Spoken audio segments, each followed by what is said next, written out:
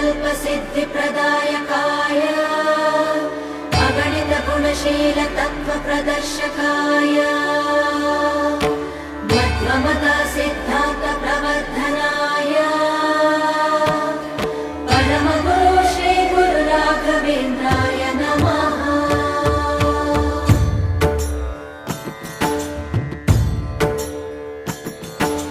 पूज्याय राघवेन्द्राय सत्यधर्मरताय च